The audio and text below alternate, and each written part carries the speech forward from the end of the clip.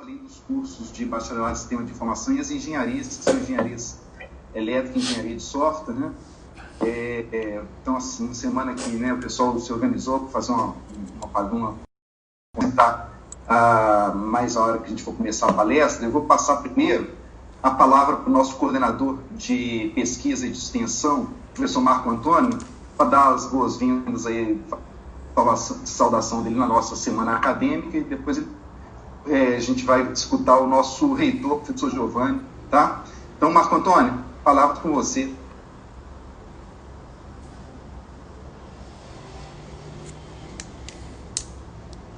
Boa noite.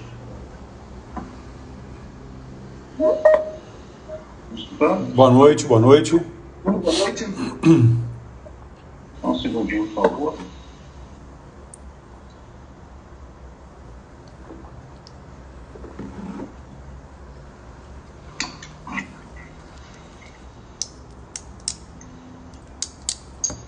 Ó, transmitindo ao vivo aqui pelo Instagram, hein? Maravilha. Abertura da semana acadêmica. Boa noite, gente. Boa noite. Boa noite, Marco Antônio.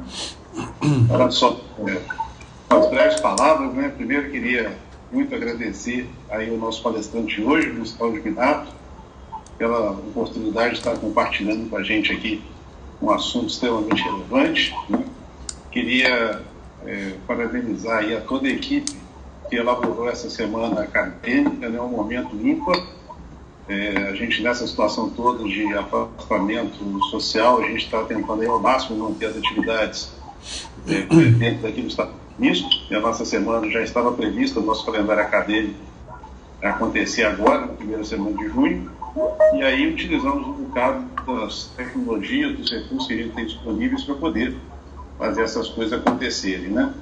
Gostaria muito de agradecer e parabenizar a comissão de organização desse evento. Então, vou citar aqui os professores Vitor Miranda, Tasso Ferenzini, Wesley Carminati, Christian Rachid, Evaldo Silva, Frâncilo, Jacimar Tavares, Luiz Paulo Magri, Marco Sinini, Patrícia Maia, Romualdo Costa, Sebastião Alves, David Martins e o nosso mediador hoje, o professor Guilherme Ventura. Né? Muito obrigado a todos aí pelo trabalho. Né? Gostaria de passar aqui algumas informações para os alunos. Essa semana vai ser uma semana diferente, né? Uma semana onde a gente vai ter todos os eventos funcionando de maneira remota. Né? Então, nós criamos um mecanismo para que nós pudéssemos realizando o evento de uma forma. Né? Então, só como informação geral, em cada palestra, nós vamos fornecer um endereço para que vocês possam fazer check-in em cada uma delas, para que a gente possa emitir o certificado. Okay? Esse link só vai estar disponível pelo período de realização daquela palestra, né? Então, daqui a pouquinho o professor vai colocar aí no bate-papo o link para que vocês possam fazer as inscrições e, a partir daí, a gente vai poder emitir os certificados. Tá? Eu coloquei passando por baixo o site, onde tem todos os eventos, né, todas as palestras, que vocês podem acompanhar, podem se programar. E para a gente poder manter o mínimo de organização, vou pedir a todos que mandem as perguntas pelo chat, pelo nosso bate-papo, e aí depois o mediador vai estar selecionando e vai passando aos palestrantes. Ok? Então, basicamente, dar as boas-vindas para todo mundo, agradecer, né, novamente aos membros da comissão organizadora, agradecer a direção por todo o apoio a realizar esse evento. É o primeiro evento que nós estamos aqui, né, como Google Academia. É importantíssimo esse momento nosso, que viramos sempre, mesmo durante esse período de pandemia, de afastamento social, mas é o primeiro evento, né, principalmente nos nossos cursos, que leva, né, essa nova chancela.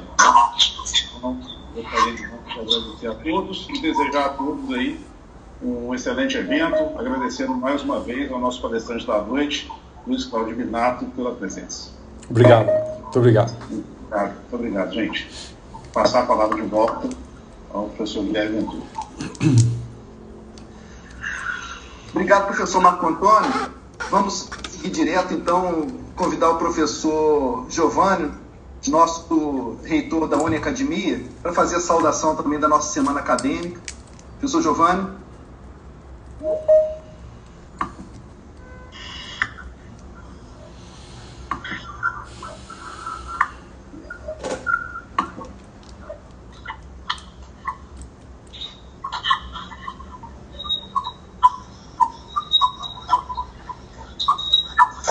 Professor Giovanni, acho que está com o áudio fechado aí.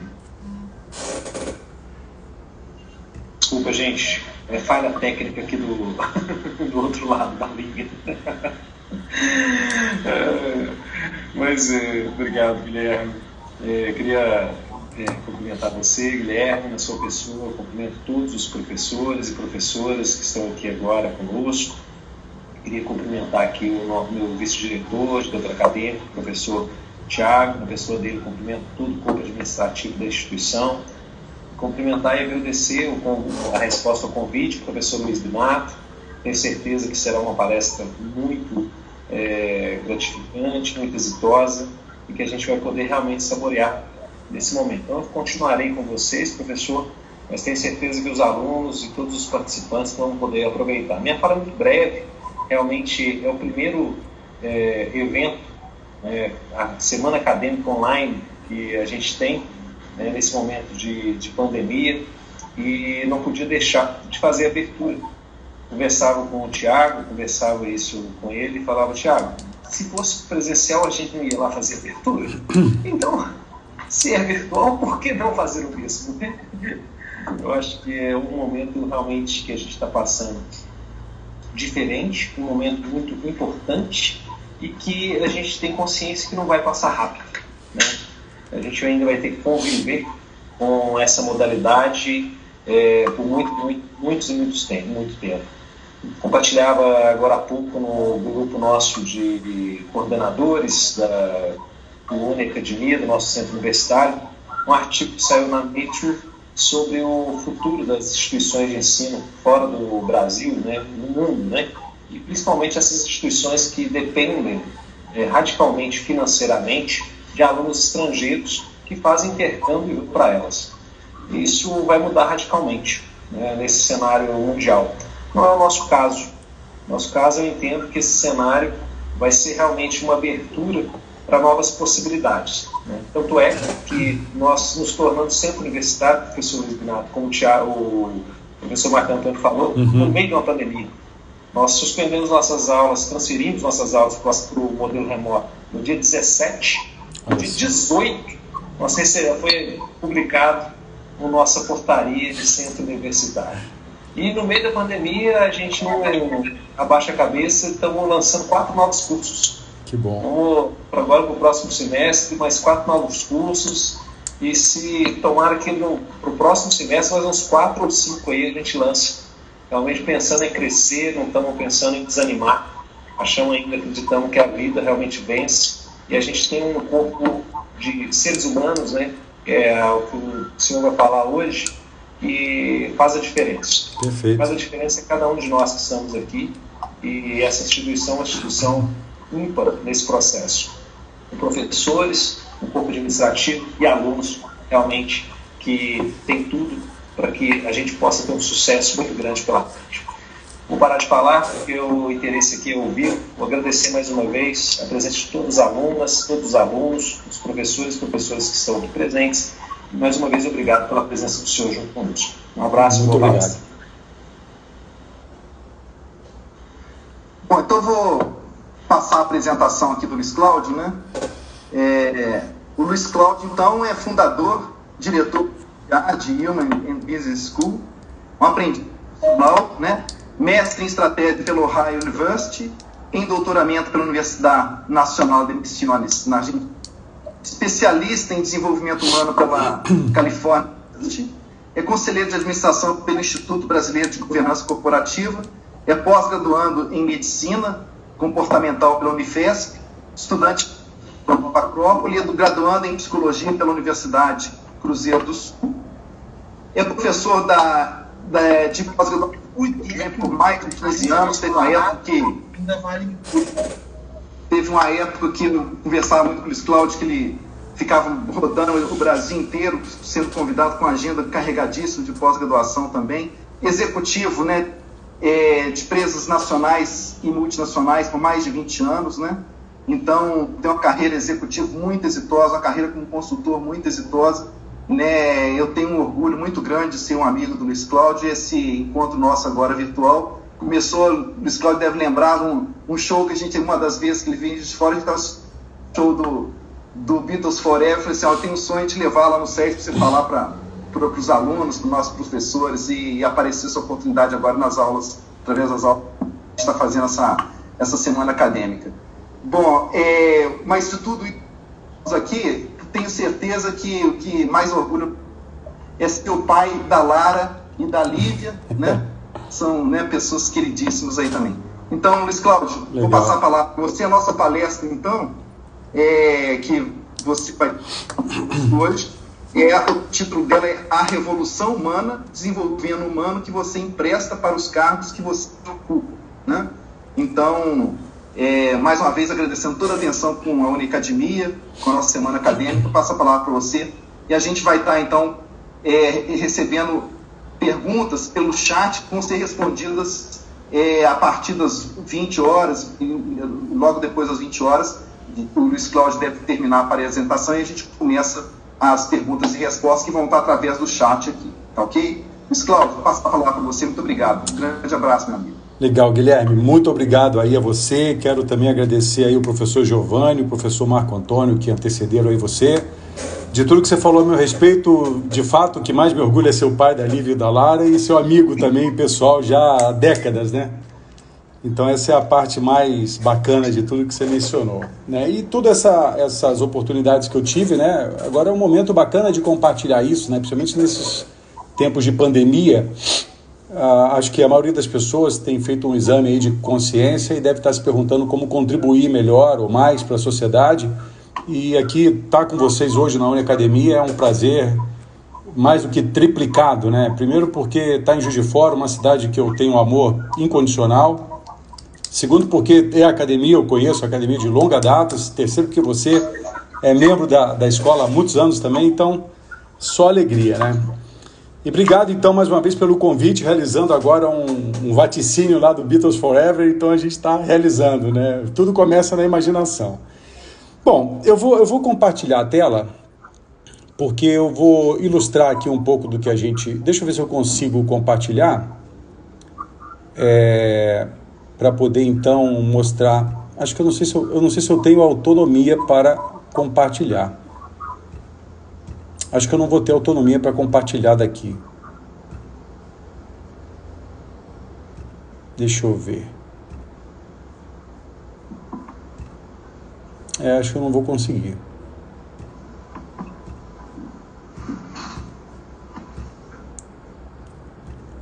Não tem problema. Eu vou ajudar o pessoal a criar uma imagem na cabeça sobre as coisas que eu ia comentar, porque eu acho que eu não tenho autorização para compartilhar.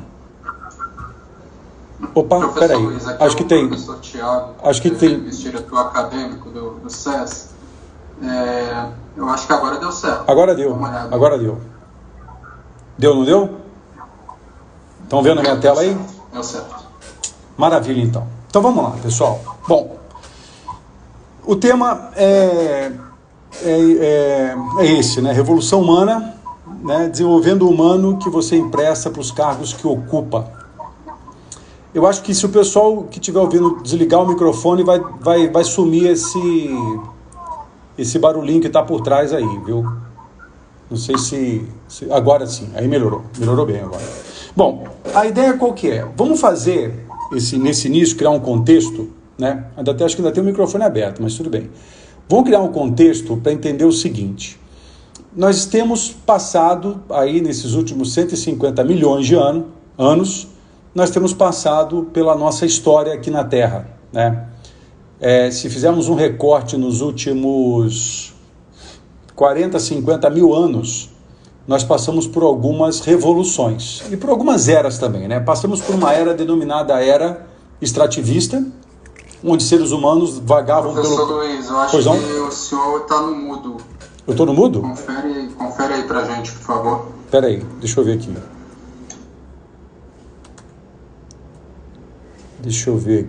Espera aí.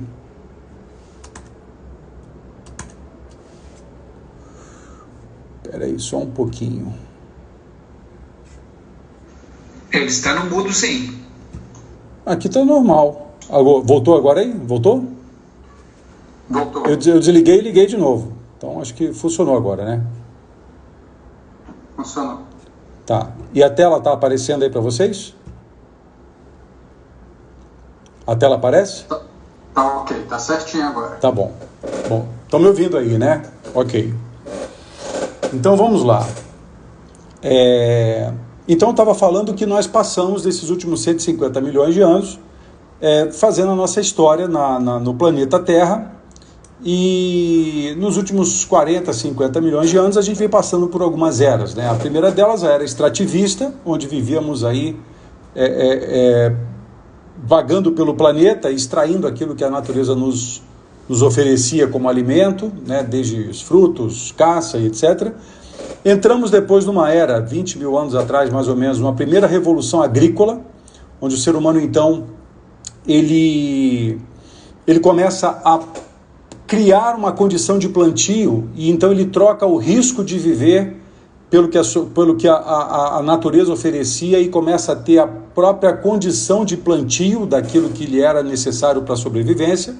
E nesse sentido as pessoas acreditam que o ser humano da era agrícola tinha uma característica predominante de força braçal, mas antes disso ele tinha uma característica muito predominante de pensar uma tecnologia nova de produção de alimento, né? Então isso muda, né? Tem um contexto nisso que é importante ressaltar, que o ser humano sai de uma condição de maior risco na era extrativista e vai para uma condição de menor risco na era agrícola, porque ali ele domina a tecnologia de plantio. Depois de muita observação, de muito estudo, de muita criatividade, muita invenção, ele cria uma tecnologia de plantio e subsistência. Passado isso, com os assentamentos e a aglomeração de pessoas em determinados lugares, o ser humano começa a viver as agruras de uma sociedade que vive aglomerada. E com isso começam a surgir alguns problemas, dentre eles os problemas de abastecimento. E nisso então o ser humano começa a perceber que havia uma oportunidade de produzir produtos em massa, a partir inclusive de algumas invenções do ser humano, principalmente nos últimos 250, 300 anos. Então o ser humano entra numa era chamada era industrial. E quem vai trabalhar na era industrial somos nós, seres humanos, que estávamos no ambiente mais agrícola. Então nós nos tornamos ali naquele momento um meio de produção e nos tornamos então um recurso humano que sai da era agrícola, que havia o risco inclusive do tempo, da natureza e tal, e vai para um ambiente um pouco mais seguro, por assim dizer, que é o ambiente industrial, onde o ser humano vai receber um salário. Então ele troca primeiro ele troca o risco da natureza pela segurança do plantio e da tecnologia que ele dispunha. Depois ele sai dessa tecnologia que ele dispunha e vai para a indústria, que ali ele tinha uma segurança maior. Depois a gente passa por um século XX cheio de mudanças, cheio de transformações, de toda a ordem, né? Política, econômica, social, tecnológica, ambiental, legal. Passamos por várias revoluções sociais e até que chegamos no final dos anos 80, quando então experimentamos a era do conhecimento, quando então a tecnologia começa a disponibilizar todo o conhecimento, e aí as pessoas que tinham determinado emprego, alguma formação, alguma educação, já se sentiam um pouco inseguras de não buscar mais conhecimento. Então o conhecimento passa a ser um fator de produção fundamental, e seres humanos então começam a buscar mais conhecimento, e aí começa a surgir um certo grau de empreendedorismo. E toda essa jornada que eu estou relatando, a gente tem uma mudança radical na equação econômica, que num dado momento a demanda era maior do que a oferta, muito maior do que a oferta, depois a demanda fica igual à oferta, até que chega num ponto que a demanda fica menor do que a oferta e muito maior do que a oferta. Isso muda tudo nas nossas vidas, até o ponto de chegarmos hoje numa era que eu vou convidá-los a chamar de era da consciência. O que é a era da consciência? É uma era em que há os protocolos, as normas, as regras, os manuais, mas, num certo sentido, o ser humano passa a ter uma responsabilidade maior com as escolhas que faz. se nós pegássemos as eras anteriores, a gente veria que o passado e o futuro eram mais ou menos parecidos, porque o passado e o futuro eram pensados dentro de uma dinâmica histórica estável demais, né?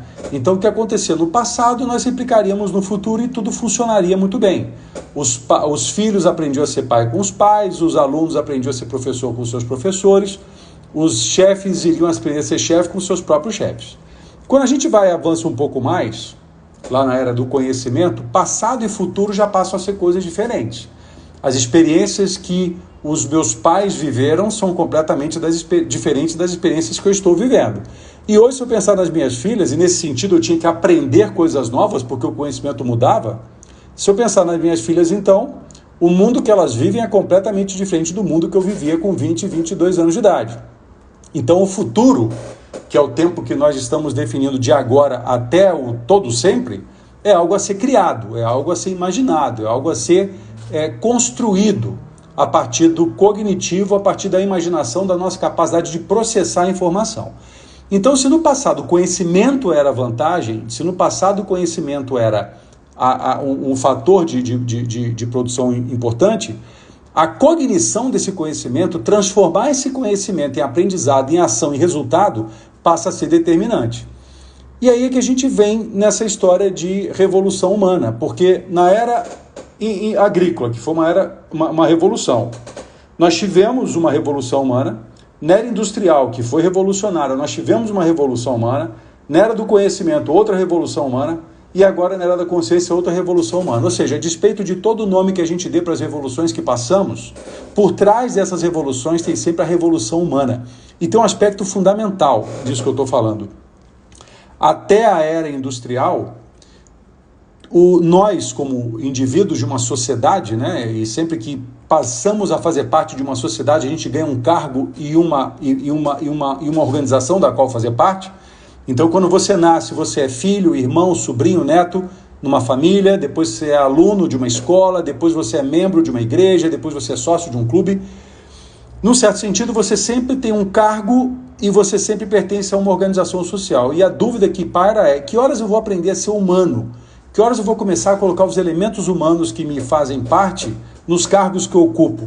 E quando a gente pensa nessa migração toda de eras que eu comentei, a gente percebe que até um pouco tempo atrás as instituições tinham um peso muito mais forte nos indivíduos do que o inverso. Eram as instituições que definiam quem você ia ser, a família, por exemplo, eram as instituições que definiam quem você ia acreditar, a igreja talvez, eram as instituições que definiam o que você tinha que aprender, eram as escolas. E hoje, como isso está muito disponível, né, naquela época que alguns filósofos chamam de pós-verdade, as pessoas hoje, como indivíduos, têm uma prerrogativa de tomar decisões e viver por essas decisões. Então nós passamos por essas eras todas. Depois eu vou disponibilizar esse material para quem quiser. E chegamos hoje numa era com maior aumento da diversidade, e uma expressão que foi cunhada lá nos anos 80 por um sociólogo americano dá conta de estarmos vivendo no mundo VUCA. O mundo VUCA é um mundo volátil, incerto, complexo e ambíguo, que vem lá do inglês. E nesse contexto de volatilidade, incerteza, complexidade e ambiguidade, nós não temos gestão sobre isso. Ou seja, eu não posso escolher a dinâmica do mundo, mas eu posso escolher o que eu vou fazer com essa dinâmica na minha vida. Então a gente passa por um depara. Da era industrial para a era do conhecimento, ou melhor até para a era da consciência, de uma visão fragmentada para uma visão sistêmica, de uma visão de recurso humano para uma visão de ser humano, de uma visão de tarefa e esforço para uma visão de resultado, de uma visão de como que eu saio dessa situação que eu me envolvi, como que eu me livro desse problema, para uma visão de o que eu quero no lugar do que eu tenho, por que isso é importante, como que eu vou fazer para chegar lá. Sai de uma visão de fator de produção mais preponderante do capital e se tornando conhecimento, e dentro do conjunto de conhecimento, o autoconhecimento passa a ser preponderante. A carreira que era antes administrada por uma empresa, agora é administrada por você, indivíduo, e a sociedade, o coletivo que definia os seus passos, agora esses tais passos são definidos por você, numa equação de preço e valor. Se as decisões que você toma têm um preço maior que o valor, elas se tornam caras. Se as decisões que você toma têm valor maior que o preço, elas se tornam baratas. Isso define o teu grau de motivação e o teu grau de vontade de construir algo para o seu futuro. Então a gente sai de um paradigma baseado em sobrevivência, escassez, competição, comando e controle e condicionamento, e vai para um outro paradigma que eu vou explicar ele daqui a pouquinho, né? Depois que a gente passar por esse conceito de mundo VUCA, de volatilidade, incerteza, complexidade e ambiguidade, dinâmicas sobre as quais eu não tenho nenhuma gestão, nenhum de nós tem. Mas eu quero apresentar mais aqui para frente uma outra dinâmica de um mundo VUCA que você terá total influência sobre ela e por isso poderá ser o humano que você empresta para os cargos desde que você tome as decisões que deverá tomar, né? Então veja, as estruturas organizacionais acabam sofrendo as sequelas dessa era industrial que fragmentou a visão, fragmentou as atividades e fragmentou a forma como as pessoas olham uma organização que tem na sua anatomia e na sua fisiologia uma estrutura e uma forma de funcionar. Então essa estrutura organizacional, que é da era industrial, embora obsoleta, ela é a mais presente na maioria das organizações. Quando a gente pensa nessa visão fragmentada, a gente vê pessoas olhando para o mesmo lugar, mas dando significados diferentes, por causa da sua história pessoal, por causa das suas crenças individuais, por causa da sua opinião sobre a vida, baseado na era da pós-verdade, onde a sua opinião é mais importante do que os fatos.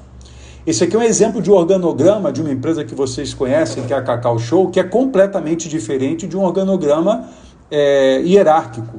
Ele é um organograma que está muito mais aparentado com um corpo vivo e que se adapta a algumas estruturas de um mundo volátil, incerto, complexo e ambíguo.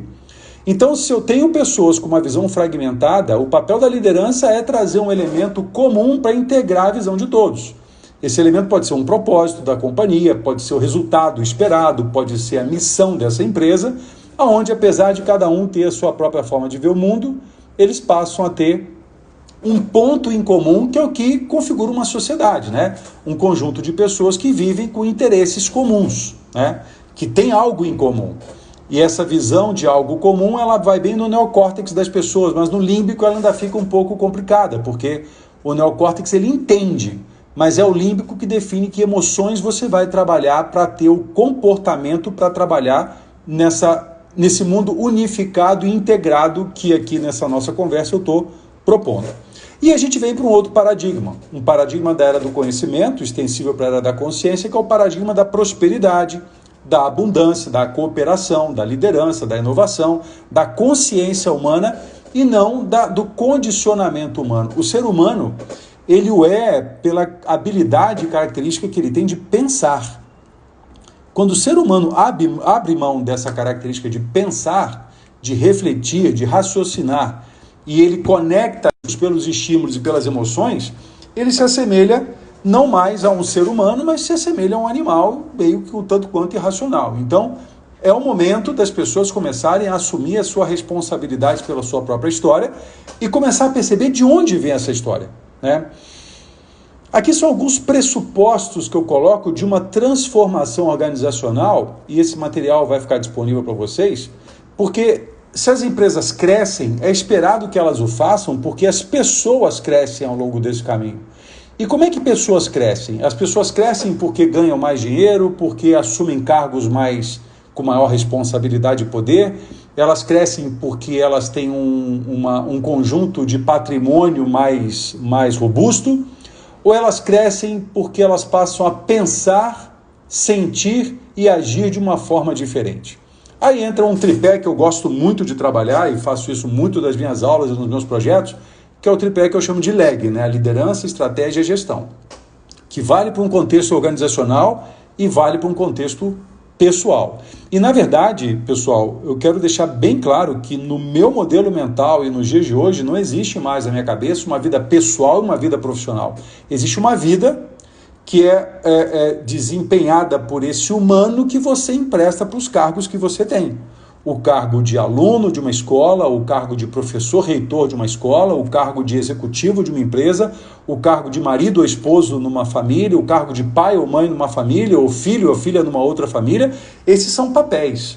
E esses papéis são preenchidos pelo humano que habita em você. Então, conhecer esse humano é fundamental para você saber que decisões você está tomando na sua vida. Aí é que entra um conceito, pessoal, que eu chamo de modelo do pensador, porque isso me ajudou muito quando eu ainda estava operando como executivo de outras empresas, não da própria empresa da qual eu faço parte, sou sócio, mas eu tinha uma necessidade muito grande de fazer com que as equipes que eu liderava gerassem resultados. E aí, nesse momento, eu vou pedir para você se abster um pouco dos cargos que você tem e trazer para essa nossa conversa o humano que você é. E te fazer a seguinte pergunta, né? E claro que eu vou fazer uma dinâmica um pouco mais veloz, e depois, se você quiser conversar mais sobre isso, meus contatos vão ficar disponíveis, você vai ser muito bem-vindo, muito bem-vinda. Mas se eu perguntasse para você, ou se eu dissesse para você que na sua trajetória humana, de 20, 25, 30, 40, 50 anos aqui na Terra, você levanta da sua cama todo santo dia e vai trafegar pelos seus ambientes aí de vida e de papéis que você desempenha. Se eu perguntasse para você, tudo que você faz na sua vida, você faz em busca do quê? Você deve ter uma resposta na sua cabeça, talvez muito fácil, muito rápida, muito específica, ou uma resposta meio truncada. O fato é que eu vou adiantar as respostas das perguntas que eu vou fazer por causa da dinâmica que a gente está implementando. Mas eu arriscaria dizer que tudo que você faz na sua vida é em busca de um resultado. Você pode chamar esse resultado de felicidade, de bem-estar, de dinheiro, de felicidade, de qualidade de vida, de saúde, de relacionamento. Você pode chamar isso do nome que você quiser, mas no fim do dia você está em busca de um resultado. Se você está em busca de um resultado que você deseja e você atinge esse resultado, comentamos, né, e damos o nome disso de sucesso. Damos o nome a isso de sucesso. Eu tenho uma meta, um resultado esperado, eu atingo essa meta, eu tenho um certo grau de sucesso. Mas se eu tenho uma meta e não atingo essa meta, alguns chamam isso de fracasso. O que eu quero dizer com isso, pessoal, e de uma maneira bastante objetiva, é o seguinte: você não é nenhum sucesso e você não é nenhum fracasso. Você é uma coisa muito maior do que isso, porque sucesso e fracasso são apenas resultados oriundos dos seus comportamentos.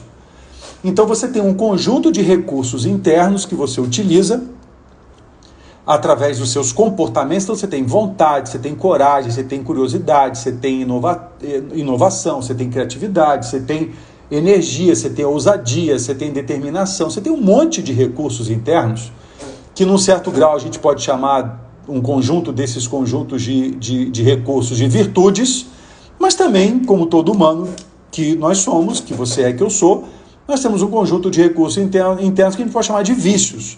E nós trabalhamos entre esses vícios e essas virtudes, que quando transformamos em comportamento, isso nos leva aos nossos resultados. Então eu conheço pessoas que nesse período que a gente está vivendo de pandemia, eles estão reclamando porque acham que a pandemia os tornou pessoas com um peso corporal maior do que antes da pandemia. Então é mais fácil, obviamente, culpar a pandemia, mas na verdade foram os comportamentos dessa pessoa durante a pandemia que fizeram o seu peso corporal aumentar. Mas eu conheço também pessoas que durante a pandemia tomaram outras decisões, tiveram outros comportamentos e o seu peso corporal diminuiu. Ele está mais sadio, mais saudável, mais esbelto, por conta dos comportamentos. Então, se eu perguntasse para você, se você quiser melhorar os resultados que você tem na sua vida, o que você deveria fazer? Eu acredito que há uma relação de causa e efeito entre resultados e comportamentos. Então, você deveria mudar os seus comportamentos. E até aí é muito simples de entender, porque a maioria das pessoas faz isso. E de que forma? Não aguento mais essa aula, então vou sair daqui. Ela muda o comportamento e muda o resultado. Não aguento mais viver nessa cidade, então ela muda o comportamento e muda o resultado. Só que isso é um equívoco. Essa forma de pensar é um equívoco, e esse equívoco ele foi forjado na era industrial, quando as pessoas viviam uma situação que ela conhecia, que ela dominava, não queria mais, e perguntava assim, como que eu faço para sair dessa situação? A pergunta é, como que eu faço para sair dessa situação? Eu sou contratado por muitas empresas, e a pergunta que eles me fazem, o briefing que eles me fazem é, Luiz, nós não queremos mais esse resultado. Nós não podemos continuar na situação que estamos. Nós precisamos melhorar as coisas aqui dentro dessa empresa. Eu pergunto, o que você quer no lugar disso? Aí a resposta é um silêncio, porque ele sabe com muita clareza o que ele não quer, mas ele não tem a mesma clareza daquilo que ele quer. Então, por isso que eu disse nos slides anteriores, que o como tem um papel depois que eu sei o que e o porquê. O que eu quero, por que isso é importante, e aí sim, como que eu vou fazer para chegar lá? Então, para a gente mudar um pouco essa dinâmica e começar a entrar de fato no soft skill, naquilo que nos torna humanos, a pergunta que eu te faço é: se o comportamento é causa, o resultado é efeito, qual é a causa que faz com que o comportamento seja o efeito? O que faz com que seres humanos se movam, dado que o comportamento é uma ação, uma atitude, um movimento do humano que faz ele se aproximar de algo que ele quer ou que faz ele se afastar de algo que ele não queira? E se você tivesse presente comigo e se estivesse interagindo, você ia falar algumas coisas do tipo vontade, objetivos, mas lembra que objetivos estão aqui no conjunto de resultados esperados, visão de futuro, meta. Mas a resposta mais precisa para essa pergunta, pessoal, e depois na hora que você for me fazer perguntas, você pode contestar, e eu sugiro que conteste mesmo, é o que nos move são as nossas emoções. Nós somos seres que passamos a vida ou fugindo da dor, ou buscando o prazer, ou fugindo da ameaça, ou buscando a oportunidade, ou fugindo do custo, ou buscando o benefício, ou fugindo da necessidade, buscando o desejo, sempre numa relação dual entre direitos e deveres, né? Muitas pessoas querem os direitos, mas não querem cumprir os deveres. Isso, de novo, né, no meu ponto de vista, e vale a crítica, obviamente, é um equívoco, porque essa moeda tem sempre dois lados, né? Se eu sei o que eu não quero, se eu fugir do que eu não quero sem avaliar o que eu quero, periga eu sair de um lugar ruim para um lugar pior. Por isso que é importante você ter uma noção clara do que você tem hoje, avaliar o que você tem hoje e se perguntar, isso que eu tenho hoje é o que eu quero? Se a resposta for sim, ótimo, esmere-se para ser cada vez melhor nessa condição que você tem hoje. Mas se a resposta for não, a pergunta é, o que eu quero no lugar disso? Por que isso é importante e como que eu vou fazer para chegar lá? Aí você começa a emprestar o humano que você tem para o seu cargo. Porque aí você começa a ter que lidar com as suas próprias emoções e aprender a lidar com as emoções do outro. Que em algumas empresas as pessoas entendem isso, mas elas ainda não aprenderam a fazer isso. Em algumas famílias as pessoas entendem isso, mas não aprenderam a fazer isso. O Daniel Goleman forjou um termo nos anos 80 e que deu origem a um livro chamado Inteligência Emocional, que é realmente um elemento fundamental para viver no mundo que nós vivemos hoje. E é uma coisa que o ser humano já conhece há milênios, mas que agora, por conta das circunstâncias, tem sido mais importante ou mais determinante. Eu tenho tido, até pela formação que estou vivendo na área de psicologia e também pelo estudo que já faço do tema há muito tempo, eu tenho lidado com pessoas que estão hoje com muito mais problemas emocionais do que com problemas financeiros ou com problemas de estar em casa ou coisas desse tipo. E aí a pergunta que eu faço é a seguinte, pessoal. Se as minhas emoções interferem ou forjam ou influenciam meus comportamentos interferem ou forjam meus resultados, qual que é a causa que faz com que seres humanos tenham as suas emoções? O que faz, por exemplo, uma pessoa sentir dor e a outra pessoa sentir prazer, dado que elas receberam o mesmo estímulo, por exemplo? Né? E suponha, por exemplo, que você foi convidado para participar da semana acadêmica e hoje é o dia da abertura e você recebeu lá um e-mail, uma mensagem dizendo, olha, hoje começa a nossa semana acadêmica da Uniacademia, você está convidado. Alguns receberam esse estímulo e pensaram assim, poxa, mas logo hoje, logo nesse horário, logo nesse dia, que droga. E outros receberam o mesmo estímulo e falaram, opa, que maravilha, não tem outro programa, eu vou sentar e vou assistir a semana da academia. Isso nas empresas é muito comum, as pessoas recebem um e-mail do presidente, ou do diretor, ou do vice-presidente, convocando para uma reunião, algumas pessoas vão receber aquele e-mail e vão sentir dor, outras vão receber o mesmo e-mail e vão sentir prazer. E aí, pessoal, não importa muito o que as outras pessoas vão sentir ou vão pensar, importa o que você vai sentir, o que você vai pensar. Lembra, você não tem gestão sobre os estímulos que o mundo te oferece. Você não tem gestão sobre as circunstâncias que o mundo coloca na sua frente. Mas você tem gestão sobre o que você pode fazer com isso. E aí é que acontece um mecanismo muito interessante, que eu acredito ser muito interessante, que é o seguinte, você recebe um estímulo, e esse estímulo, por si, não tem nenhum significado. Ele passa a ter um significado na hora que você atribui a ele um significado. Então, se eu perguntasse para vocês agora, o que significa um telefone tocando na sua casa às 2h30 da manhã? eu arriscaria dizer que você vai dizer, Luiz, é uma tragédia, deu problema, deu ruim em algum lugar aí. Eu vou te dizer que isso não é um fato, isso é fruto da sua experiência passada, ou fruto da experiência passada de alguém com quem você aprendeu. Porque o fato mesmo é, quando o telefone toca na sua casa às 2h30 da manhã, o fato é que há um telefone tocando às 2h30 da manhã. O que ele significa vai depender de quando você ouvir a mensagem, você atribuir esse viés de positivo ou negativo. Então veja, se você está dormindo, toca um telefone às 2 da manhã, e você pensa, nossa, é alguma tragédia, você sente dor. Mas quando você atende e a pessoa diz que é engano, você deveria sentir prazer. Mas pessoas sentem dor também, porque esperavam a dor, esperavam a tragédia, e o conceito de frustração é exatamente aquele, que você cria uma expectativa e a expectativa não é atingida. Isso é humano, embora maluco, é humano. Então, o que faz você sentir suas emoções? É um sistema que você não construiu desde o primeiro momento, a pedra fundamental desse sistema não foi colocada por você, nem a segunda pedra, nem a terceira pedra, você vai se dar conta disso quando já estiver muito próximo de uma idade pós-adolescente ou adulta. É o seu sistema de crenças que você vai tendo ele construído pelas experiências que você tem com pai e mãe, com parentes mais próximos, com professores na escola, com os amigos do condomínio, ou da rua, ou do clube. E naquele período de 0 a 7 anos, todo aprendizado que nós temos é um aprendizado eminentemente emocional, porque o nosso aparato cognitivo não está pronto, ele vai ficar pronto, o neocórtex vai ficar pronto num ser humano lá pelos 21, 22 anos de idade. E é por isso que em algumas sociedades a maioridade penal se atinge com 21 anos de idade. Porque ele já tem um discernimento, já tem um aparelho de tomada de decisão um pouco mais elaborado para fazer suas escolhas e seus julgamentos. Então veja, as suas crenças definem suas emoções. Então nesse exato momento de pandemia que estamos vivendo, tem pessoas olhando para o cenário e acreditando que é o fim do mundo.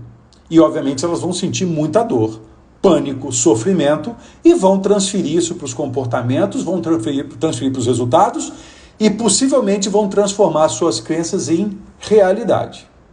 E tem pessoas que estão vendo nesse momento uma oportunidade de construir alguma coisa diferente, dado que algumas normas estão mudando, o normal se está restabelecendo, há um novo normal se estabelecendo.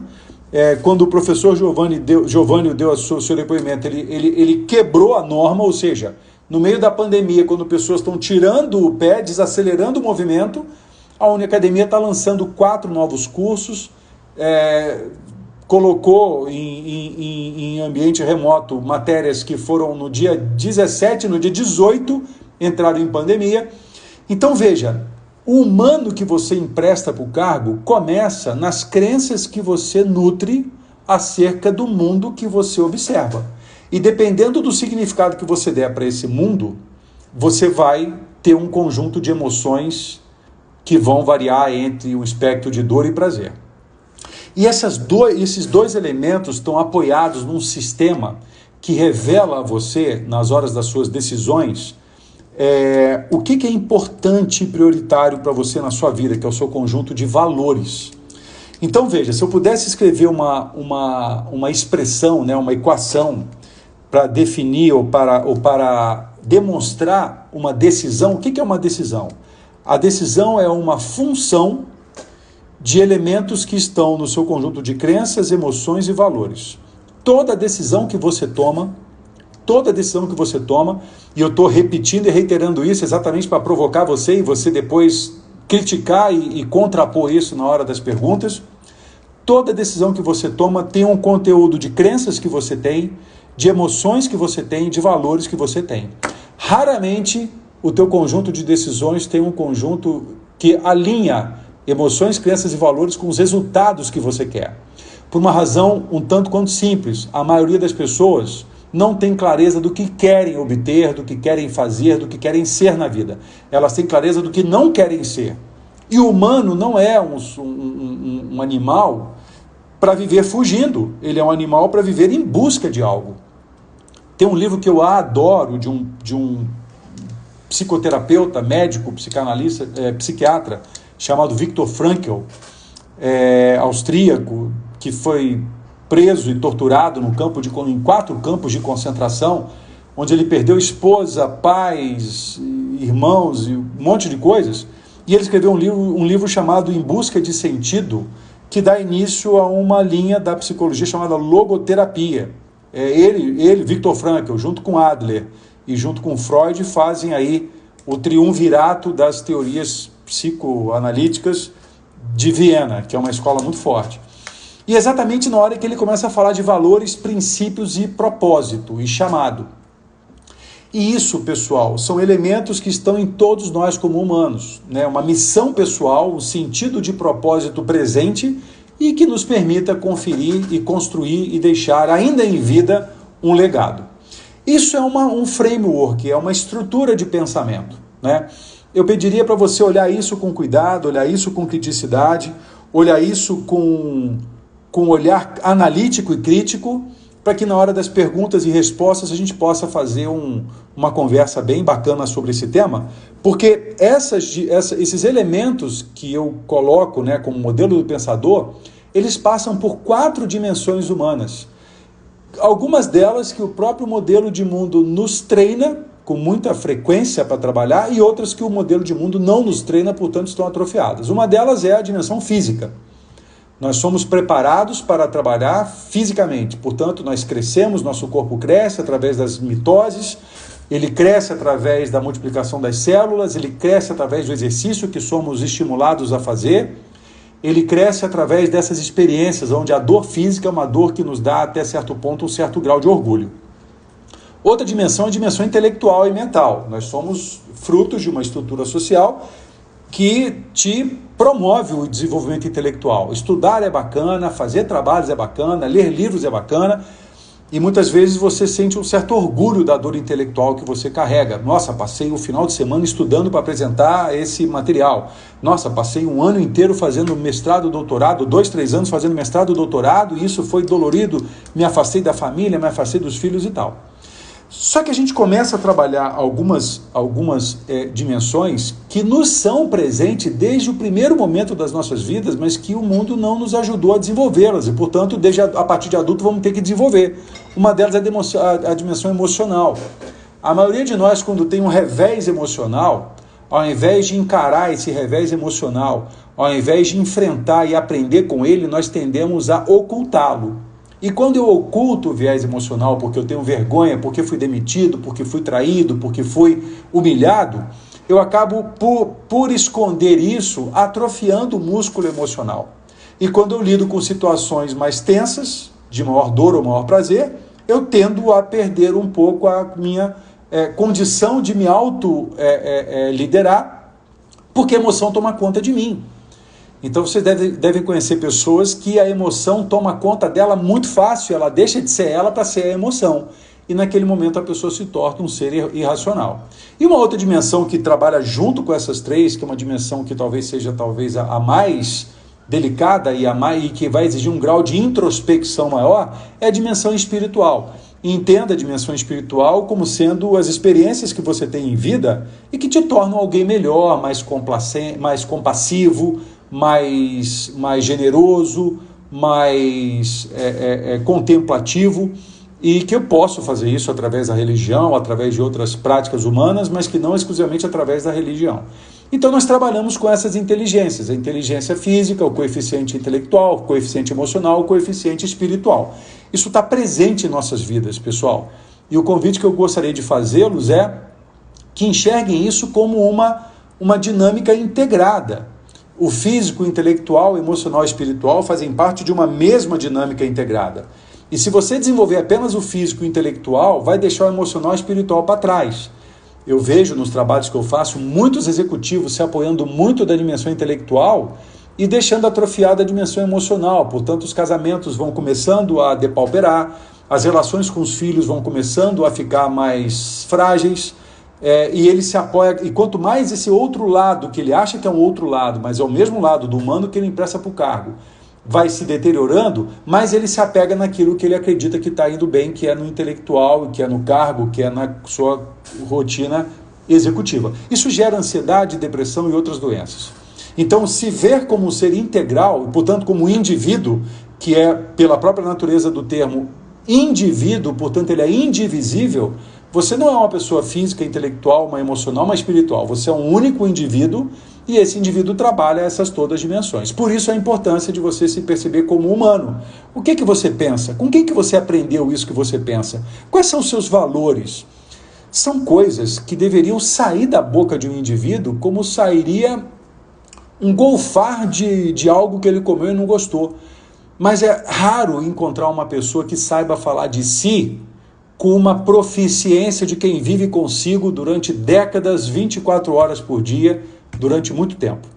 Então, um convite que eu faço também, um elemento bastante prático é: você é capaz de falar de você por meia hora, ininterruptamente, sobre suas características de emoções, crenças, valores, seus princípios e seu propósito de vida?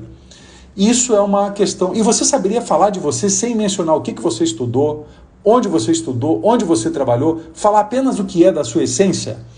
Esse elemento é importante porque quanto mais ciência você tiver sobre isso, mais próximo de você mesmo, da sua autenticidade, você poderá se tornar. E quando a gente pensa nesse modelo para o indivíduo, esse modelo para uma empresa é a mesma coisa. Porque uma empresa acredita em mim, na verdade não acredita em mim, né, discordem de mim e provoquem a discussão. Empresas e pessoas operam da mesma maneira. A diferença é que uma pessoa é um indivíduo, uma empresa é um conjunto de indivíduos. Então, enquanto pessoas buscam resultados, empresas também buscam resultados, só que ela usa uma dimensão de tempo com uma proficiência maior que a maioria dos humanos. Elas olham resultados de longo prazo, que elas chamam de visão, de médio prazo, que podem chamar de objetivos, de curto prazo, que pode chamar de metas. Hoje, no momento que a gente está vivendo, o longo prazo está Está suspenso o longo prazo. A gente está trabalhando hoje o curtíssimo, o curto prazo e um pouquinho, alguns já se atrevendo a ver o médio prazo. E na medida que empresas buscam resultados, elas o fazem através dos comportamentos das pessoas que trabalham lá. Só que nas empresas nós chamamos isso de estratégias, planos de ação, diretrizes, processos. E quando você começa a perceber que os processos não estão indo em direção aos resultados, você tem que fazer alguma mudança. E por isso que aquela estrutura organizacional fragmentada é complicada, porque muitas vezes o pessoal de finanças tem um objetivo para finanças que é diferente do objetivo de vendas, que é diferente naturalmente do objetivo de RH e de operações. Mas esses 4 objetivos têm que convergir para o objetivo da organização e muitas vezes eles não convergem. E aí a presença da liderança como maestro e harmonizador dessas questões locais e globais é fundamental. E se seres humanos se movem através das emoções, quando a gente junta as emoções de um monte de gente numa mesma empresa, numa mesma organização, a gente dá o nome disso de clima organizacional. Nesse clima é revelado como é que se pessoas ali são mais afeitas a fugir da dor, são mais afeitas a buscar o prazer, se as pessoas ali fazem o mínimo necessário para garantir a sua sobrevivência, portanto vivem numa era extrativista, ou se são pessoas que constroem uma situação, um empreendimento interno, para poder então gerar valor e prosperidade, portanto vivem numa era mais agrícola, de criatividade e visão de futuro, né? Alguns ainda vivem na era industrial apenas cumprindo suas tarefas. E quando junta as crenças de um monte de gente numa empresa, essas crenças juntas, né, formam a cultura da empresa. Da mesma forma que uma crença pode me empurrar em direção ao que eu quero, me afastar daquilo que eu quero, a cultura de uma empresa pode empurrar para aquilo que ela quer atingir como meta e futuro, mas também pode prejudicá-la e segurá-la a ponto de não conseguir atingir os resultados que ela quer. Nesse sentido, as empresas também têm seus valores corporativos, seus princípios organizacionais e seu propósito de existência. Algumas empresas estão começando a trabalhar com esse tema nos seus planejamentos estratégicos aí. Da mesma forma como uma missão corporativa e um legado. E empresas obedecem à mesma dinâmica de seres humanos, trabalham nas dimensões física, intelectual, emocional e espiritual. Então, pessoal, na hora que o indivíduo pertence a uma organização, como empresa, ou família, ou escola, e há uma interseção entre essas duas entidades, nesse momento a gente pode dizer que me dá um ponto e uma alavanca e eu vou mover o mundo para tornar essa interseção cada vez maior. ao invés de eu simplesmente sentir dor de um casamento, eu vou fugir desse casamento, ou sentir dor de uma empresa que eu trabalho, eu não quero mais trabalhar aqui, ou não gostar mais da escola que eu frequento, vou sair da escola, como se isso fosse solução. E não é. Você pode sair de um lugar e ir para outro muito pior. Por isso que é importante você avaliar onde você está vivendo, e aí entra o humano com o seu pensamento, com a sua reflexão, o seu pensamento reflexivo, aquilo que é importante e prioritário para ele, como é que ele sente em relação a isso entre dor e prazer, para que ele tome uma decisão. Decisão é uma competência humana cada vez mais importante, principalmente na era, no momento que a gente está vivendo, e é uma competência de seres humanos realmente maduros emocionalmente. Não vale, não é uma competência apenas de pessoas intelectualmente robustas. Há muitas pessoas intelectualmente robustas na nossa história, mas que emocionalmente experimentaram uma situação muito delicada e não continuaram sua jornada de maneira adequada. Bom, essa conversa toda, pessoal, dá margem para uma nova visão VUCA, né? Se a visão VUCA anterior era uma visão de escassez, né, de um mundo volátil, incerto, complexo e ambíguo, que pode gerar medo e tensão nas pessoas, a visão VUCA que eu quero deixar para vocês aqui como mensagem, né, é uma visão VUCA de visão mesmo, né, uma intenção de criar um futuro claro, um estado de futuro claro mais para frente, uma visão de entendimento desse mundo que eu vivo, parar, olhar, ouvir as características que estão acontecendo e criar minhas próprias decisões, criar minha própria interpretação do mundo, procurar dar clareza a esse caos, porque o caos e a ordem são lados de uma mesma moeda, da mesma forma que a dor e o prazer. Portanto, buscar claridade nesse cenário é importante e trabalhar numa abordagem colaborativa para implementação rápida dessas mudanças. O que eu tenho visto de empresas com as quais eu trabalho e outras que eu estou começando a trabalhar agora, implementando projetos em 60 dias que elas não implementaram em 2 anos, é uma coisa impressionante. Fruto dessa nova circunstância que a gente está vivendo, né? Eu estou me aproximando já do horário que eu tinha combinado com o professor Guilherme.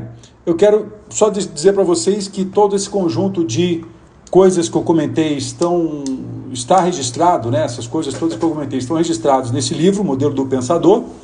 Depois, se alguém tiver interesse, eu deixo aí o link do local onde você pode adquirir. E, por fim, eu quero deixar uma mensagem de um filósofo alemão chamado Goethe, né? Alguns já o conhecem, muitos o conhecem. E com essa mensagem, eu então vou concluindo a minha fala e abro aí para a gente poder bater um papo, que eu acho que vai ser muito proveitoso essa conversa. Ele deixa um texto para a gente que diz o seguinte, olha: cheguei à terrível conclusão de que sou o elemento decisivo. É a minha abordagem que cria o clima. É o meu humor diário que faz o tempo. Possuo tremendo poder de tornar a vida miserável ou prazerosa. Posso ser uma ferramenta de tortura ou um instrumento de inspiração. Eu posso humilhar ou ter humor. Eu posso machucar ou curar. Em todas as situações, é a minha resposta que decide se uma crise escala ou desescala, se uma pessoa é humanizada ou desumanizada. Se tratarmos as pessoas como elas são, nós podemos torná-las piores. Se tratarmos as pessoas como elas poderiam ou deveriam ser, nós as ajudaremos a se tornar o que elas são capazes de se tornar. É claro, aí Goethe termina aí, eu concluo dizendo o seguinte: é claro que a pessoa precisa querer, mas nesse momento a pessoa que eu gostaria de convidar você a refletir é sobre você mesmo, o humano que você empresta para os cargos que você ocupa, o humano que está em revolução desde a era extrativista, onde os livros falam da revolução agrícola, da revolução tecnológica, da revolução do conhecimento, da revolução da consciência, e que por trás de todas essas revoluções há uma revolução humana sendo empreendida, e que daqui para frente essa responsabilidade, e aí são palavras minhas, ninguém é obrigado a concordar com isso, mas vale a crítica, é totalmente sua. Você tem as regras, você tem os manuais, você tem uma série de indicadores que mostram o que caminho você pode tomar, mas quem vai fazer suas próprias escolhas é você mesmo. Ainda que você escolha que alguém vai escolher por você, ao você deixar que alguém escolheu por você você está fazendo uma escolha também. Bom, com isso aqui eu vou interromper o compartilhamento. Deixa eu ver se eu volto lá para a nossa sala aqui. Vocês estão por aí? E aí, pessoal?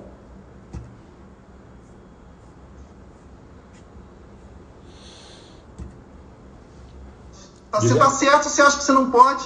Você também está certo, só depende de você. Isso aí é muito...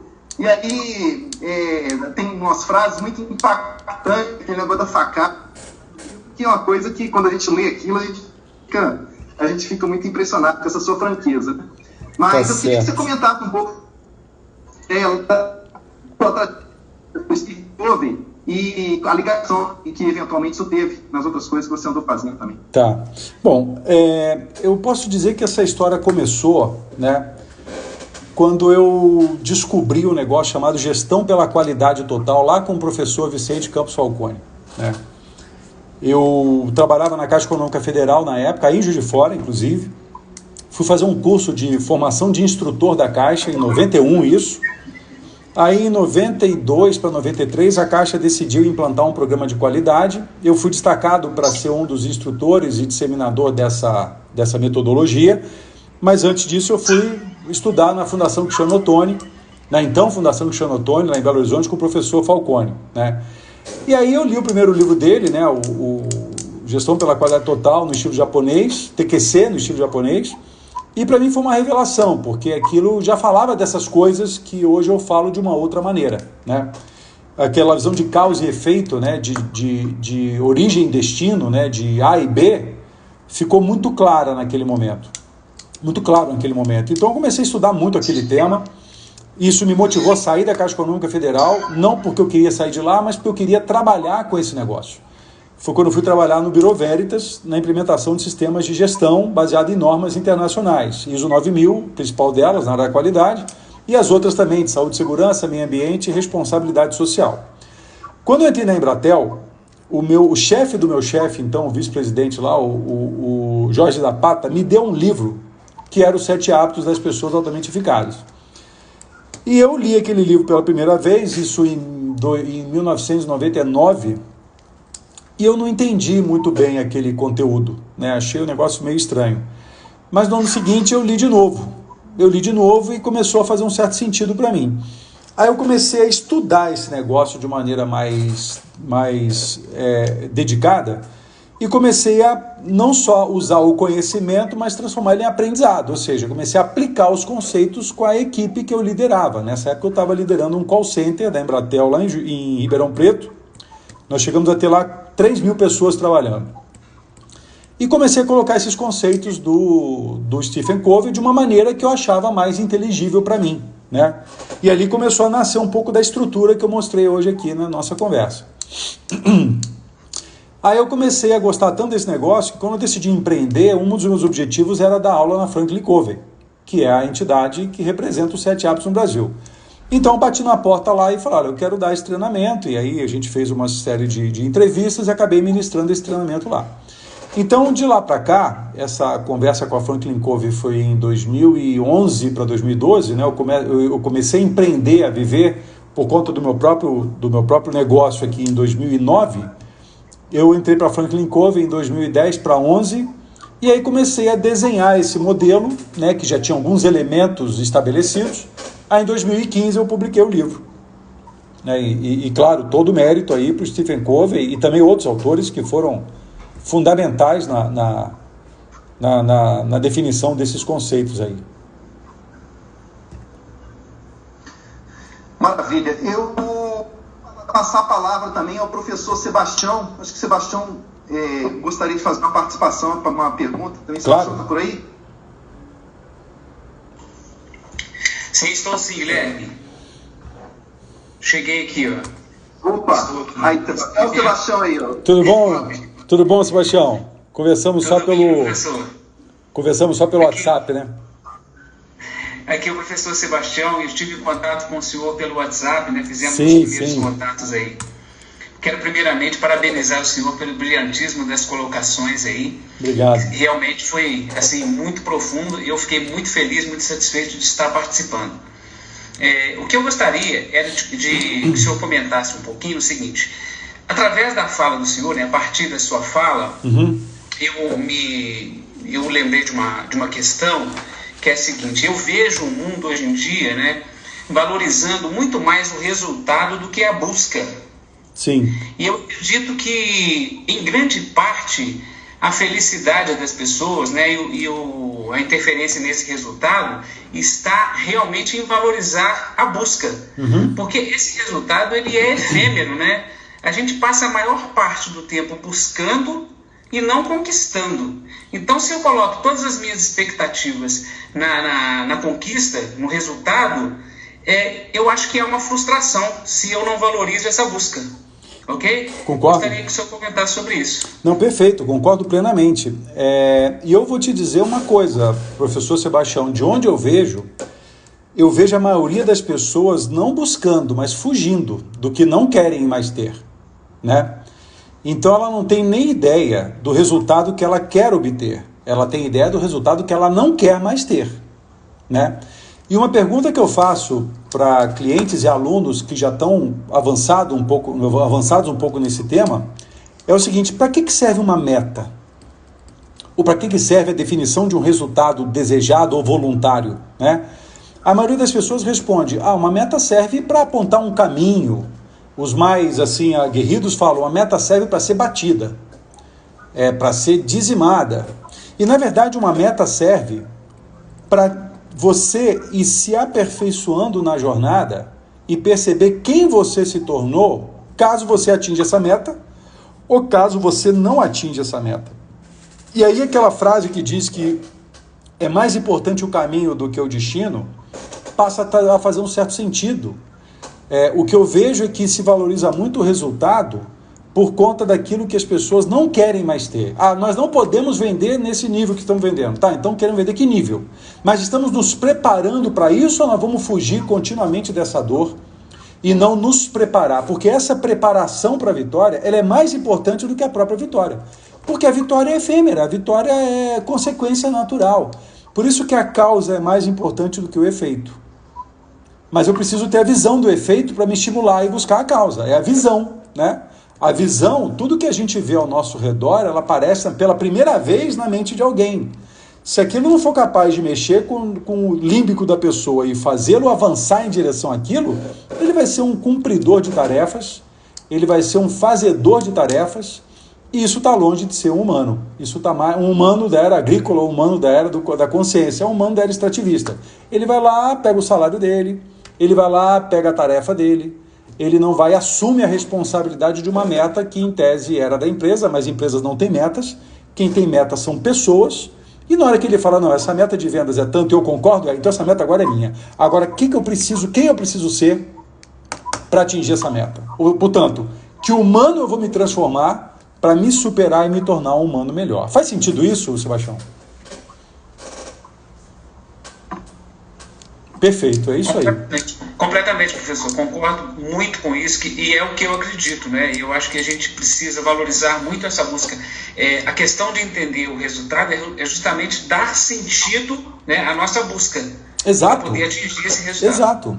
E esse sentido está no meu conceito de valor humano, de propósito, de princípios.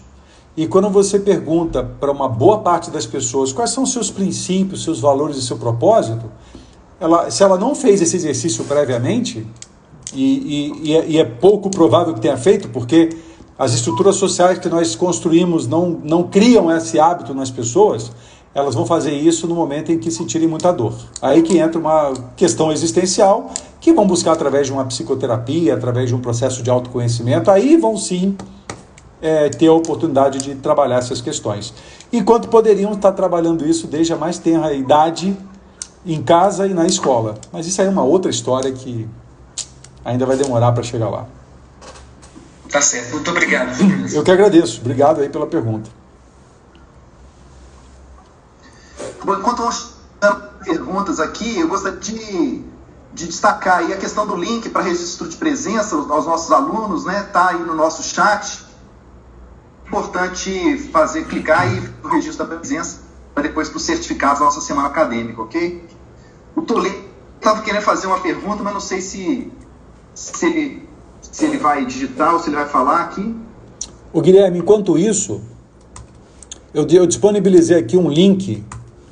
Se o pessoal quiser baixar um e-book que fala do mundo VUCA, dessas coisas que a gente conversou aqui, ele é gratuito e está nesse link que eu acabei de colocar aqui, tá? Ah, que maravilha. Luiz Binato, rds.land, /o novo jogo. E se alguém também quiser saber alguma coisa a mais sobre o livro, O Modelo do Pensador, está aqui também o link, caso queira entrar lá no site e dar uma olhada, também está disponível para quem quiser entrar, tá? E só lembrando que todo dia, 7 às 7h30 da manhã, eu faço uma live no meu Instagram e no Facebook. Quem quiser participar vai ser muito bem-vindo também. Maravilha. A jornada leg são quantos encontros, Luiz, vai fazer? Nessa primeira temporada são 30 encontros. A gente está amanhã fazendo o encontro número 12. Vamos falar de obstáculos, o que impedem as pessoas de avançar. E a gente vai com essa temporada até o dia 26/6. Depois a gente dá um tempinho e aí volta com a segunda temporada em julho, meados de julho. Aí eu não sei ainda quantos episódios a gente vai ter, mas está tudo lá gravado no IGTV, no YouTube também. Tem sido uma experiência bem bacana, viu? Todo dia das 7 às 00, são as lives 007, né? Missão, propósito, foco, resultado, mas começa às 7 da manhã, por isso que é 007 tem esse pragmatismo aí do agente secreto lá, né? Tem uma pergunta aqui, cara. Tem uma pergunta aqui. Professor Luiz Binato, aqui quem fez foi o Luciano Tavares. Isso, Podemos ter com todo esse movimento? Podemos dizer que a coragem digital será o maior legado da Covid-19 para o setor empresarial, e podemos dizer que o medo da inovação e do que é incerto é também o álibi para não avançar? Pô, boa pergunta, viu? Tem muitas coisas legais aí nessa pergunta para a gente discutir, né? Bom, quando a gente fala de legado que podemos ter com todo esse movimento, obviamente a gente está falando, a pergunta traz um conceito genérico, né? Então, qual é o legado da humanidade nesse momento? Eu acho que uma nova ordem se estabelece, né? Uma nova ordem de relacionamento se estabelece, uma nova ordem de relacionamento vai se estabelecer nesse contexto. Acho que a vida digital, para algumas situações, ela vai sim ser um legado, vai ser um novo hábito a ser cultivado, né? Empresas que estão vendo que estão funcionando bem à distância, muitas já decretaram essa dinâmica até 2030, como o Facebook, o Google. Então acho que essa preocupação também com os menos favorecidos, né? Eu tenho conversado isso em um grupo da igreja que eu frequento, e a gente chegou à conclusão que é o momento em que os humilhados estão sendo exaltados, né? Os entregadores, os motociclistas, as pessoas que limpam as ruas, aquela categoria de hospital que era menos avantajada, que não era o médico, mas que era o enfermeiro. Então eu acredito também, e essa é uma decisão, não é uma decisão coletiva, é uma decisão individual que vai formando o coletivo. Eu acho que uma nova ordem de relacionamento vai se estabelecer, né? Os seguranças de condomínio, aqui em São Paulo, capital, a gente mora em condomínios, então os seguranças têm tido uma importância muito grande na nossa história, na nossa vivência, as pessoas que limpam um prédio, que muitos não reconheciam nessas pessoas, eram as pessoas ocultas da sociedade, agora são pessoas que estão sendo valorizadas. Eu acho que esse talvez seja o maior dos legados, e o quanto que pessoas estão fazendo movimentos sociais para ajudar, de fato, os menos favorecidos. Eu adoraria que o maior legado fosse uma educação melhor para dar chance para todo mundo estudar, mas isso é uma outra história também, né? A coragem digital será um maior legado? Será um grande legado. O setor empresarial está realmente tendo que criar uma coragem, né? Fugir um pouco desse medo e confiar mais na tecnologia, porque é um caminho para viver num ambiente onde o vírus, ou pelo menos esse Covid, não é penetrável, ele não entra lá. E podemos dizer que o medo da inovação e do que é incerto, que é também o álibi para não avançar, então, é bem aquilo que eu comentei no mundo VUCA, né? Se eu entender que o incerto, o complexo, o ambíguo, o volátil, eu não tenho gestão sobre ele, eu posso escolher o que fazer com isso, embora eu não tenha gestão sobre ele. Então, aquelas pessoas mais afeitas ao medo vão paralisar diante disso, como estão fazendo muitos. Mas aquelas pessoas mais afeitas a, ainda que com o medo, avançar, aprender com o medo, ou seja, uma coisa é eu agir com o medo, outra coisa é eu agir a partir do medo. Aqueles que vão agir com o medo, eles vão, mas vão com medo mesmo. Os que vão agir a partir do medo, tenderão a deixar o medo tomar conta, vão criar uma história facilmente inteligível, de fácil compreensão, que vão justificar a sua inércia. Então eu não generalizaria dizendo que o medo da inovação e do que é incerto é também um álibi para não avançar. Será assim para uns e não será assim para outros. E aí eu pediria a todos vocês que estão aqui presentes para escolher em que grupo você vai estar. Se é os que vão avançar com medo mesmo, ou se em função do medo vão paralisar, né? É uma escolha pessoal, aí não dá para mexer nisso. Maravilha, agradecer ao professor Luciano Tavares aí pela pergunta também. Não, excelente pergunta, excelente pergunta. Eu agradeço também, professor, muito bom. E a rapaziada aí, não animou a fazer perguntas, não? A Silvia Helena quer fazer uma pergunta aqui. Opa, vamos lá. Silvia, você quer...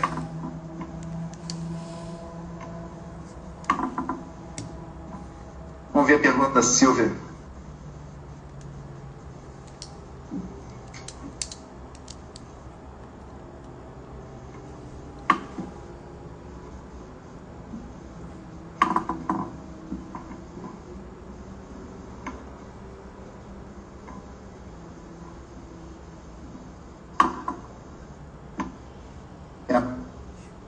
A pergunta da Silvia não chegou aqui. Ela... Não chegou? Toma. Não chegou aqui ainda não.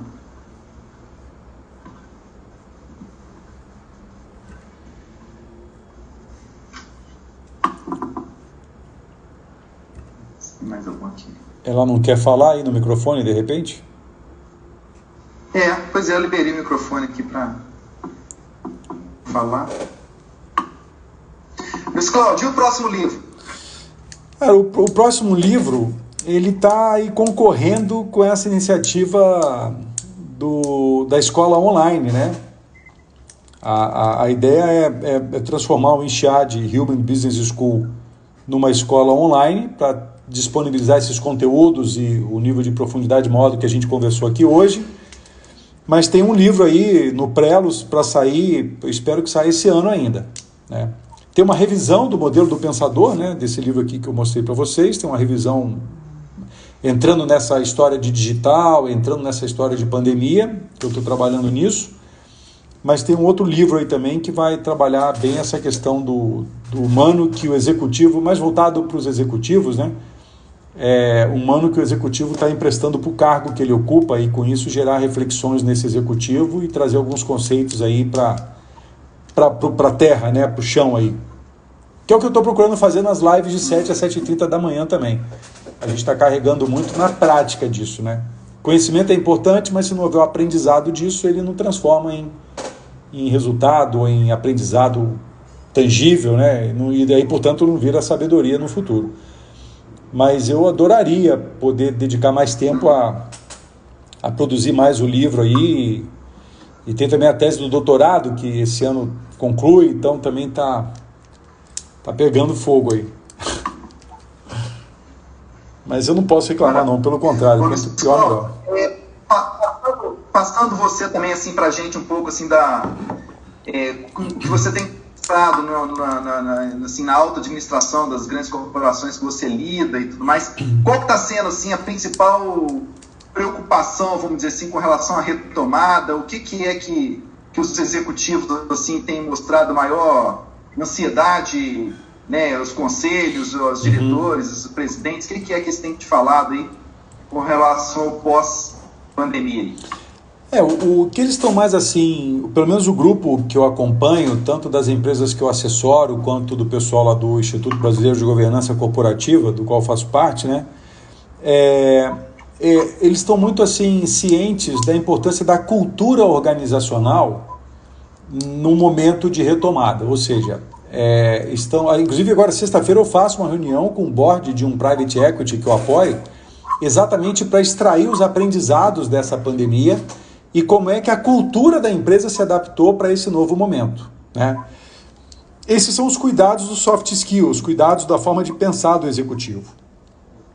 Os cuidados do hard skill estão muito ligados a realmente cuidados de como retomar os negócios, cuidando das pessoas, primeiro dos colaboradores, né, e depois dos clientes, numa medida quase que simultânea. As empresas já tem algumas empresas que já estão recebendo colaboradores para voltar às suas atividades, e nisso já os recebe com todo um kit de prevenção, com máscara, álcool em gel, procedimento, novo layout das instalações para manter uma distância segura também. Então isso está sendo uma preocupação enorme e uma preocupação continuamente, né, ato contínuo com os clientes. Como criar experiências seguras, né, muito mais seguras num primeiro momento e menos prazerosas, porque agora a segurança passa a ser o principal prazer, né, o primeiro elemento. E se for divertido e for entretido, também vai ser bacana. Então, mas o pessoal ainda está um pouco receoso desse movimento, por conta das próprias regras que não estão claras. Aqui em São Paulo, essa flexibilidade inteligente que o governo, tanto estadual quanto municipal, informaram, as regras não ficaram muito claras. E na medida que soltaram uma ideia, alguns municípios, alguns governos municipais chiaram, berraram mais alto e aí a regra mudou. Então, assim, eu percebo que as pessoas estão meio com medo, tem menos estudo científico do tema e mais movimento pela emoção da questão. Isso vai tornar o desafio do retorno aí, do reinício das atividades um pouco maior. Por isso que eu também concordo aí, quando o Giovanni mencionou, eu acho que a gente vai viver com essa história ainda na nossa rotina durante ainda um bom tempo. Eu não diria que a gente volta... Já não diria que a gente volta ao normal de antes, jamais. A gente não vai ter mais uma vida como tinha antes, eu acredito. Isso não quer dizer que é bom nem que é ruim, só que é diferente. Mas que a gente vai viver ainda com muitos cuidados, com muitos não me toques em relação a esse tema durante um bom tempo, eu acredito. Talvez a gente comece a realmente relaxar com esse tema, primeiro quando houver uma vacina, né? Enquanto não houver uma vacina, sempre há um risco, né? Mais conhecimento sobre essa questão, não se sabe ainda da reincidência da doença ou coisa do tipo, e depois que houver a vacina e mais informação a respeito disso, se ele não sofrer mutações contínuas, um tempo de se acostumar com isso, para depois eu voltar a ter uma vida parecida e mais tranquila como a gente tinha antes, né? A gente vai ter bons momentos. Vamos lá. Isso, manda aí. Como você acha que será o professor criativo de home office dentro das empresas, mesmo as reuniões de brainstorming? Eu acho assim, o professor, dentro das empresas, até mesmo reuniões de brainstorming, processo, né? Será o processo criativo de home office, não professor, o processo, não o professor, né? Tá. Eu acho que vai servir para o professor também, né? Vou juntar tudo aí porque eu acho que a pergunta é boa nesse sentido. Eu acho assim, eu até dei uma dica, né, uma deixa nessa conversa que a gente teve agora há pouco.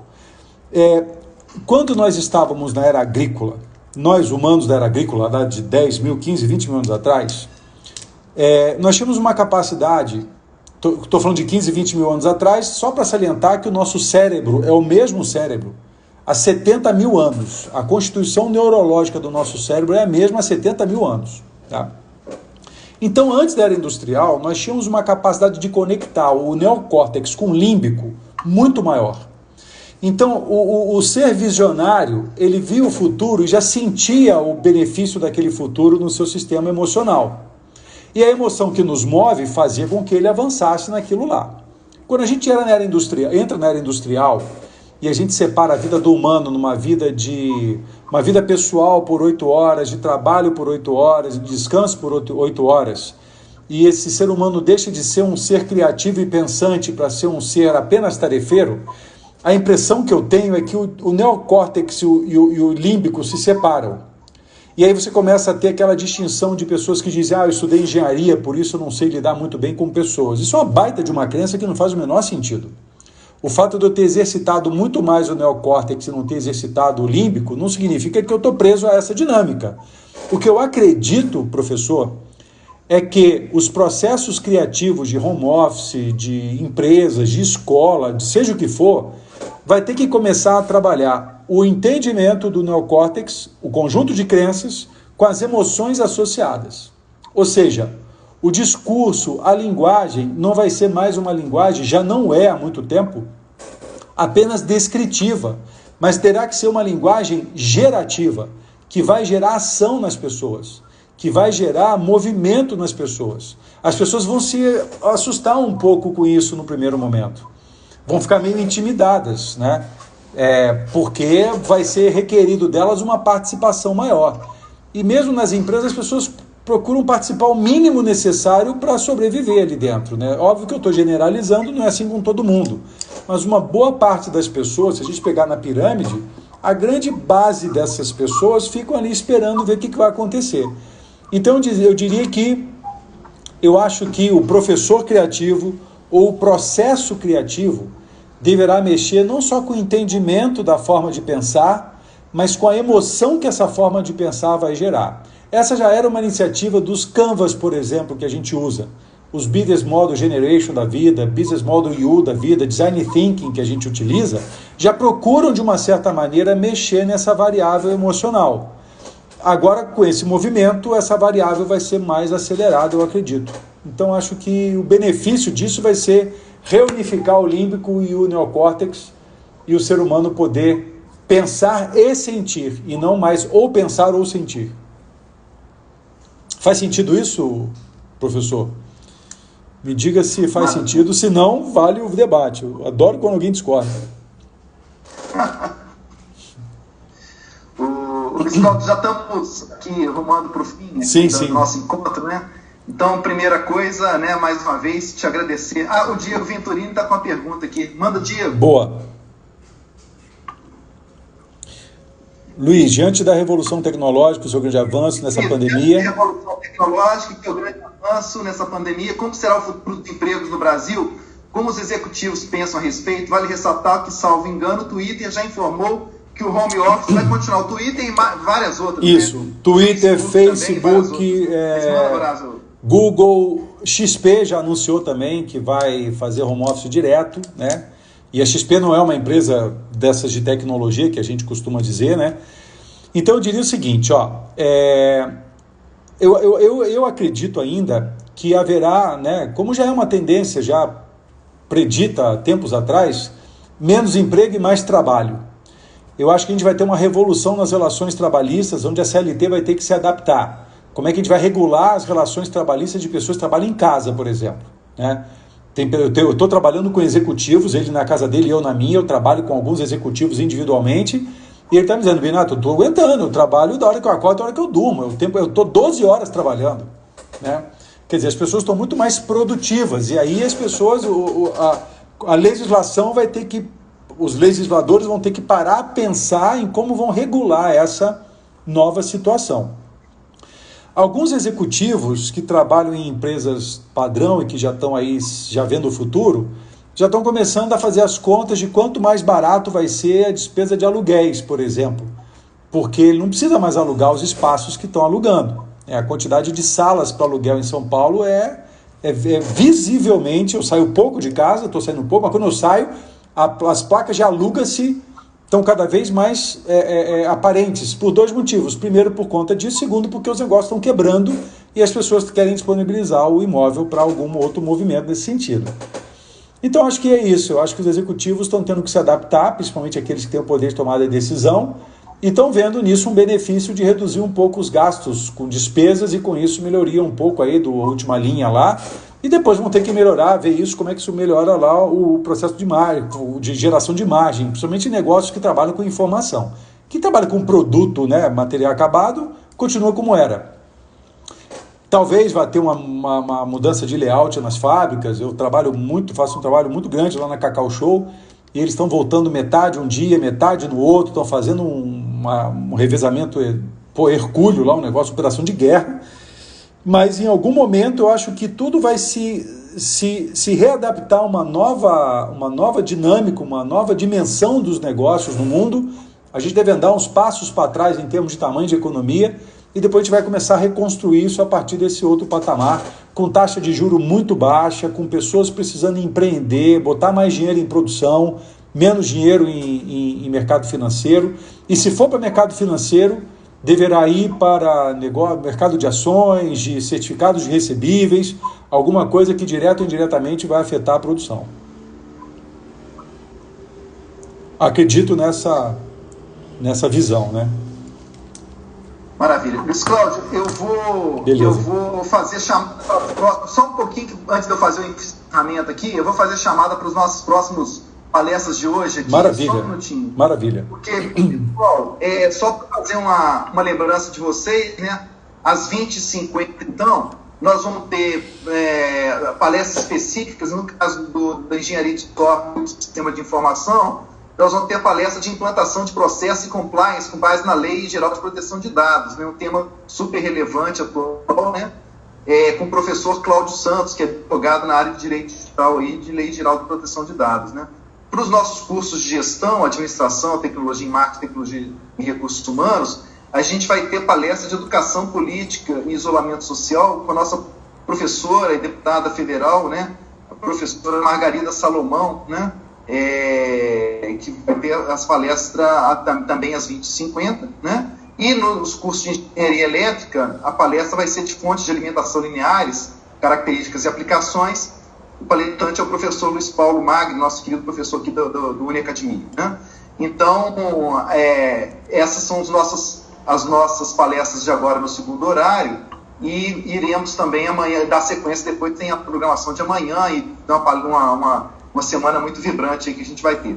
Luiz Cláudio, então, finalizando aqui às 20h30, eu quero mais uma vez agradecer toda a sua atenção com a gente aqui. Foi realmente foi memorável esse nosso encontro, que vai estar gravado aí para agradeço muito. Os alunos que vão estar aqui presentes, vão poder ver depois tanto conteúdo, né, relevante para a gestão, né, para o mundo dos negócios, né, para as carreiras, né, das pessoas. Sim, né? sim. Então, já para você, tudo de bom aí, felicidades, agradecer por tudo aí, tá? Muito obrigado também, Guilherme, obrigado aí a todos da Uniacademia, boa sorte para vocês e vamos com tudo.